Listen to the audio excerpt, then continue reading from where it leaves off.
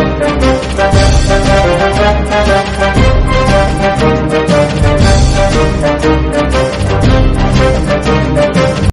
To defence study capsule. I hope you are doing well and preparing for your NDA examination. इस video में हम लोग discuss करने वाले हैं एसएसबी की डेट्स के बारे में। तो आप लोगों को पता ही होगा कि एनडीए 148 की जो एसएसबी डेट्स हैं वो आ चुकी हैं, बॉयज़ के लिए आ चुकी हैं और गर्ल्स का भी नोटिफिकेशन आ चुका है कि उनकी डेट्स अभी कुछ रिसेंटली ही आने वाली हैं। ठीक है, सो एनडीए 148 की डेट्स आ चुकी हैं, बट जनरली कन्फ्यूजन यही होता है कि डेट्स कौन सी सेलेक्ट करनी है, क्योंकि काफ़ी सारे डेट्स के ऑप्शन होते हैं। जनरली जो एसएसबी डेट्स होती हैं आर्मी की, उनमें काफ़ी सारे ऑप्शन होते हैं और एएफएसबी वाली में और नेवल वाली में थोड़े कम होते हैं। बट तभी भी आपको एक आइडिया होना चाहिए कि आपको कैसे डेट सेलेक्ट करनी चाहिए, क्या फैक्टर रहता है, कैसे इफेक्ट होती है डेट्स की वजह से, अलग अलग डेट्स की वजह से। जनरल कन्फ्यूजन ये होता है कि स्टार्टिंग की डेट्स लेनी चाहिए, मिड की डेट लेनी चाहिए, एंड की डेट लेनी चाहिए। मतलब काफ़ी ऐसी कन्फ्यूजन और मिथ्स होते हैं कैंडिडेट्स के माइंड में, जो सॉल्व करना काफ़ी ज़्यादा इंपॉर्टेंट है। तो इस वीडियो में वही डिस्कस करने वाले हैं कि कैसे आपको डेट सेलेक्ट करनी चाहिए। ठीक है, तो काफ़ी वाइसली आपको डेट सेलेक्ट करनी है, जल्दबाजी नहीं करनी कहीं पे भी। ठीक है, क्योंकि डेट्स यार ऐसा होता है, कोई कोई कैंडिडेट्स होता है कि जल्दी डेट्स खत्म हो जाएंगी, तो यार डेट्स इतनी जल्दी खत्म नहीं होती। जो आपको अपना डेट सिलेक्शन करना है वो देख के करना होता है, अलग अलग फैक्टर्स। मान लो आपके कॉलेज के एग्जाम होने वाले हैं या फिर आपका दूसरा इंडिया का एग्जाम भी होने वाला है अप्रैल में और उसी अराउंड डेट्स आ रखी हैं, तो आपको वो देख के चलना होता है। ठीक है, तो उसी के बारे में आज डिस्कस करेंगे। तो चैनल पर नया हो तो सब्सक्राइब कर देना एंड बेल आइकन को प्रेस करना। My name is Sachin Upadhyay, you are watching defence study capsule. Let's get started. So सबसे पहले ये हमारे पास जो पोर्टल है कि इसमें हमें बता रखा है कि हमारी एसएसबी की डेट्स आ चुकी हैं और यहाँ पे ओपन है कब से, 1 फरवरी टू लेके 7 फरवरी तक आपके पास डेट सिलेक्शन के लिए ओपन होगा फॉर बॉयज़। गर्ल्स के लिए अभी ये डेट सिलेक्शन लिंक आया नहीं है, बट जल्दी ही आने वाला है, ओपन शॉर्टली, मतलब जल्द ही यहाँ पे लड़कियों के लिए भी, वुमेन कैंडिडेट्स के लिए भी आने वाली है लिंक।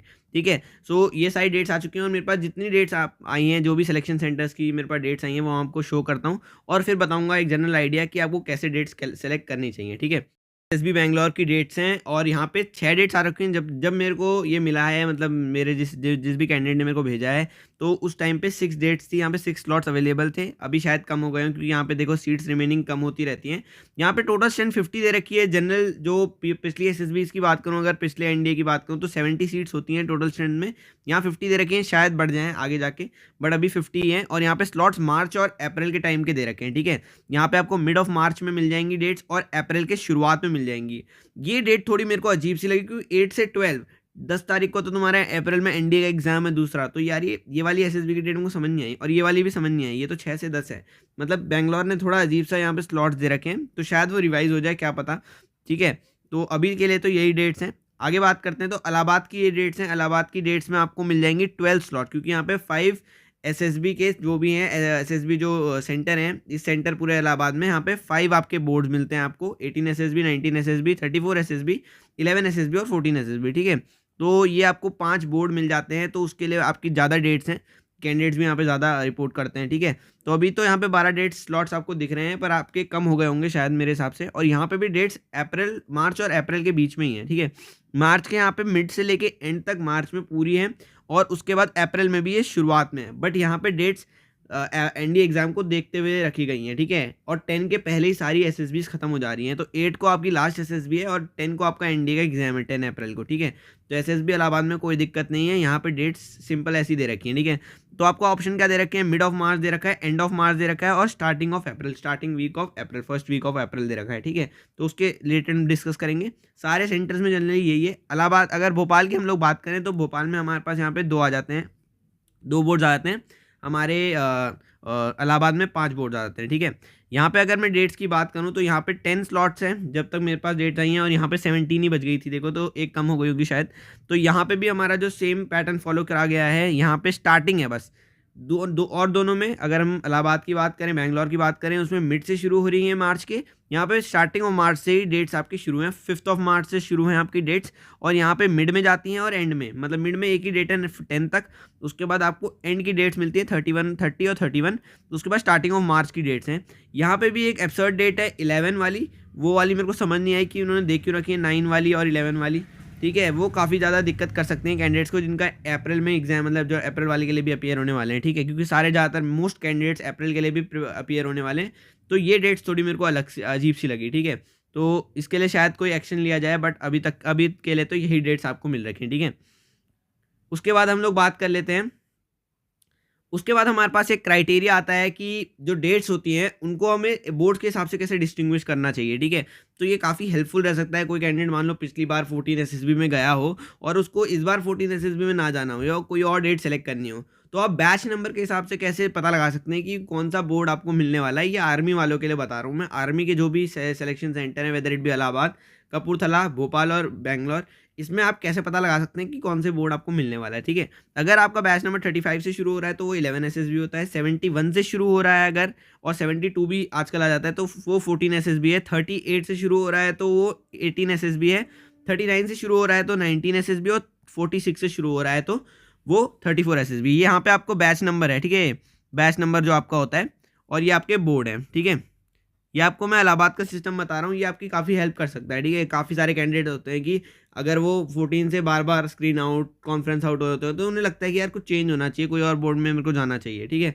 तो उनके लिए हेल्पफुल हो सकता है ये, ठीक है। सेंटर भोपाल की बात करते हैं तो वहाँ पे 3 एसएसबी बोर्ड आते हैं। एक नेवी का बोर्ड है और 2 हमारे आर्मी के बोर्ड हैं। तो उनका अगर 20 एसएसबी की बात करूँ तो वो 40 से स्टार्ट होती है उसकी बैच नंबर, 72 से 21 एसएसबी की, और 42 से 22 एसएसबी की, ठीक है। तो ये आपको याद रखना है। अब बात करते हैं सिलेक्शन सेंटर नॉर्थ कपूरथला की। कपूरथला में 2 ही आपके बोर्ड होते हैं, 31 एसएसबी और 32 एसएसबी। 31 की डेट शुरू होती है 81 से बैच नंबर से, और 32 की एसएसबी की बैच नंबर शुरू होता है 92 से, ठीक है। तो आपको ये ध्यान में रखना है। अगर आपको कोई स्पेसिफिक्स बोर्ड में जाना है, वैसे तो कोई फ़र्क नहीं पड़ता, बट अगर आपको कोई और बोर्ड में जाना है, मतलब फॉर अ चेंज किया 14 से स्क्रीन आउट या कॉन्फ्रेंस आउट हो रखे हो, या 31 से स्क्रीन आउट कॉन्फ्रेंस आउट हो रखे हो, और आपको फॉर अ चेंज किसी और बोर्ड में जाना है, तो आप ऐसे बैच नंबर से पता लगा सकते हो, ठीक है। काफ़ी हेल्पफुल रह सकता है आपके लिए, तो इसलिए मैंने शेयर कर दिया। आगे बात करते हैं बैंगलोर के लिए। बैंगलोर में आपको 2 बोर्ड्स मिल जाते हैं, 17 SSB as well as 24 SSB, ठीक है। 17 एसएसबी की डेट 63 बैच नंबर से शुरू होती है, और 24 एसएसबी की 68 से शुरू होती है, ठीक है। तो ये डिस्कस कर लेते हैं कि हाउ टू सेलेक्ट डेट्स। देखो, मैंने आपको आर्मी की जो भी डेट्स हैं वो दिखा दी, क्योंकि मेरे को आर्मी की मेरे पास अवेलेबल थी, और मेरे पास एएफएसबी और नेवी एनएसबी की डेट्स मेरे पास अवेलेबल नहीं थी, और मेरे को उसमें थोड़ा सा कन्फ्यूजन भी था। जो मेरे पास डेट्स अवेलेबल थी तो मैंने आपको शो नहीं की। तो आपको मैं बता देता हूँ, जनरल क्राइटेरिया सबके लिए सेम रहता है, whether it be army, navy, air force, कि आपको एसएसबी डेट्स कैसे आपको सेलेक्ट करनी होती है, ठीक है। तो सबसे पहले आपको पहला फैक्टर ध्यान में रखना होता है, वो होता है आपका जो भी आप जो कर रहे हैं। मान लो कि आप अगर कॉलेज में हैं तो आपको ये चेक करना है कि आपके कॉलेज के एग्ज़ाम उस टाइम पे तो नहीं पढ़ रहे। सेकंड चीज़ इज़ दैट कि आपकी एनडीए की अगले एग्ज़ाम की प्रिपरेशन कैसी है, ठीक है। अगर आपकी प्रिपरेशन काफ़ी अच्छी है तो आप नियर बाय डेट सेलेक्ट कर सकते हैं आपके एनडीए के एग्ज़ाम से। जैसे मैंने देखा, बताया आपको कि बेंगलोर और इलाहाबाद में जो डेट्स हैं वो यार एसएसबी, और भोपाल में भी वो यार एनडीए के एग्ज़ाम के साथ ही है, मतलब वो अप्रैल में ही है। 8 to 12 वाली डेट हो गई, ठीक है, 9 तक डेट है, ठीक है। तो आपको एनडीए प्रिपरेशन वाली भी लेके चलनी, क्योंकि मान लो कि आप रिकमेंड नहीं होते तो अगले एसएसबी, अगले एनडीए के लिए भी तो आपको प्रिपेयर करना है, ठीक है। अगला पेपर भी तो देना है। तो सबसे पहले आपको कॉलेज या फिर जो भी आपके स्कूल के बोर्ड एग्जामिनेशन है, जो 12th वाले बंदे हैं अपीयरिंग वाले, ठीक है, उनके बोर्ड के एग्ज़ाम होंगे, तो उनको ये भी चेक करना है कि उनके बोर्ड के एग्ज़ाम कब पढ़ रहे हैं, उनके प्रैक्टिकल्स तो नहीं पढ़ रहे, ठीक है।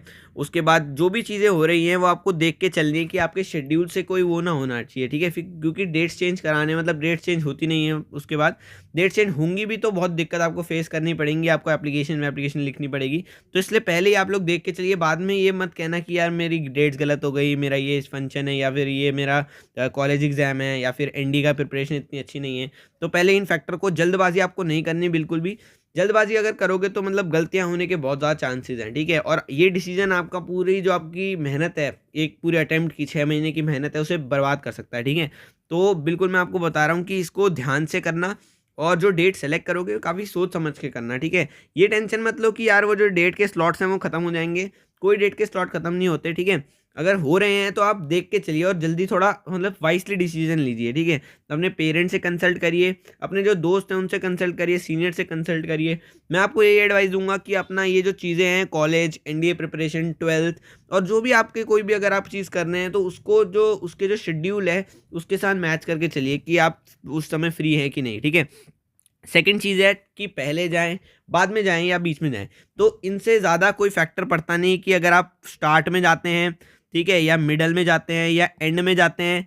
But at the same time इसके जो इन्वायरमेंट है उसमें फैक्टर आपका आ सकता है। अगर आप स्टार्ट में जाते हैं तो ज़्यादा बंदे रिकमेंड नहीं हुए होते, या फिर कोई भी नहीं हुआ होता, क्योंकि स्टार्टिंग में तो यार चल ही रही होती है एसएसबीज। तो एक इन्वायरमेंट ऐसा बना रहता है कि आपको दिमाग में टेंशन नहीं होती कि किसी को रिकमेंडेड देखा नहीं तुमने, और कोई रिजल्ट नहीं पता तुम्हें दूसरे बैचेस का। तो तुम्हारे दिमाग में ये टेंशन नहीं होती कि कितने रिकमेंड हो रहे हैं, कितने तुम्हारे वॉश आउट हो रहे हैं, कितनों को बाहर निकाल दिया, ठीक है? तो टेंशन नहीं रहती। और फ्रेशर्स के लिए सबसे अच्छा पॉइंट ये होता है कि अगर वो स्टार्टिंग में जाते हैं तो वो फ्रेश होके जाते हैं एकदम, ठीक है? मतलब पूरा उनका कोई उनको पता नहीं होता कि यहाँ पे इतने रिजेक्शन है, यहाँ पे इतना डाटा है, ठीक है?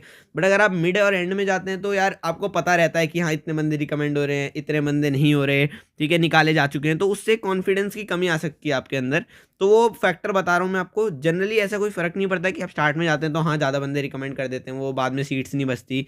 ये सिस्टम मैंने देखा नहीं है, बट तभी भी ये फैक्टर पड़ता है कि एंड में जाके बंदे परफॉर्म नहीं कर पाते, क्योंकि उनके अंदर प्रेशर आ जाता है वो परफॉर्मेंस का कि हाँ, इतने बंदे रिकमेंड हो रहे हैं तो मुझे भी रिकमेंड होना है। तो वो उस परफॉर्मेंस प्रेशर में गलती कर देते हैं। एंड में बात कर रहा हूँ फ्रेशर्स की जनरली, ठीक है? रिपीटर्स कहीं पे भी जा सकते, किसी भी डेट्स में जा सकते हैं, ठीक है? अकॉर्डिंग टू देयर शेड्यूल, जब वो फ्री है वो तब जा सकते हैं। बट फ्रेशर्स के लिए बात करता हूँ तो अभी आपने कोचिंग करी होगी, अगर अगर आपने कोचिंग करी है तो उसमें आप कोचिंग का जो आपका मटेरियल है वो आपका भी दिमाग में है, जो आपने जीटीओ टास्क कर रखे हैं परफॉर्म, वो भी आपके दिमाग में फ्रेश है, ठीक है? तो अगर आप पास की डेट्स में जाते हैं तो आपके चांसेस ज़्यादा हैं कि आप अच्छा परफॉर्म कर पाएँ। जो करंट टॉपिक्स हैं आपको दिमाग में होंगे क्योंकि आपने प्रैक्टिस कर रखी है, तो आप अच्छा परफॉर्म कर सकते हैं, ठीक है? मेरी एडवाइस फ्रेशर को यही होगी, स्टार्ट और मिड की डेट्स देखना, एंड की डेट में ज़्यादा फोकस मत करना। ऐसे और एनडीए का भी देख के चलना कि जो एनडीए का एग्ज़ाम आने वाला है अप्रैल में, एंड की डेट्स अप्रैल में, क्योंकि तो अप्रैल का एनडीए का एग्ज़ाम के लिए गैप आपको कम ही मिलेगा। अगर आप मान लो कि भगवान न करे आप रिकमेंड नहीं होते, तो आपको जो आपको टाइम है एनडीए एग्ज़ाम, दूसरे एनडीए एग्ज़ाम के लिए वो कम मिलने वाला है, ठीक है? तो ये बात मैं आपको बताना चाहता था कि एसएसबी की डेट्स कैसे सेलेक्ट करते हैं। और गर्ल्स के लिए मैं बता दूं कि गर्ल्स के लिए भी सेम क्राइटेरिया आपको फॉलो करना है। अगर आपको डेट्स पहले से मिलती हैं, वेल एंड गुड, बट आपको अगर डेट सेलेक्ट करनी पड़ती है तो आप यही वाला सिस्टम फॉलो करेंगे। और all the best to everyone who are preparing for SSB. मैं आपके लिए ट्राई करूंगा सारी जो चीज़ें हैं वो आपके लिए अवेलेबल कराने की, अगर whether it be lecturette series, ठीक है, whether it be about SSB, जो भी प्रोसीजर होता है वो आपके लिए सारी वीडियोस में बनाने की कोशिश करूंगा, जितना मैं टाइम निकाल सकूं आपके लिए कंटेंट फ्री में आपको अवेलेबल कराने के लिए। इसी यूट्यूब चैनल में तो सब्सक्राइब कर देना और अपने दोस्तों के साथ वीडियो को शेयर कर देना। इसलिए अपनी डेट सेलेक्ट करिए और मुझे कमेंट में बताइए कि आपने कौन सी डेट सेलेक्ट करी, ताकि आप अपने दोस्तों के साथ कांटेक्ट कर सकें जो लोग सेम डेट्स के साथ जा रहे हैं एसएसबी में, और साथ में प्रिपेयर कर सकें। आप लोग जो भी कमेंट्स में आंसर कर रहे हैं वो टेलीग्राम ग्रुप भी ज्वाइन कर सकते हैं, जहाँ पे बहुत सारे कैंडिडेट्स पहले से हैं और उनके साथ आप प्रैक्टिस कर सकते हैं फॉर योर एसएसबी, ठीक है? So this was all about this video. Thanks for watching again and all the best for your SSBs. I will provide all the videos in this channel only. So subscribe कर देना, अपने दोस्तों के साथ भी इस वीडियो को share कर देना। Thanks for watching again. Till then, जय हिंद।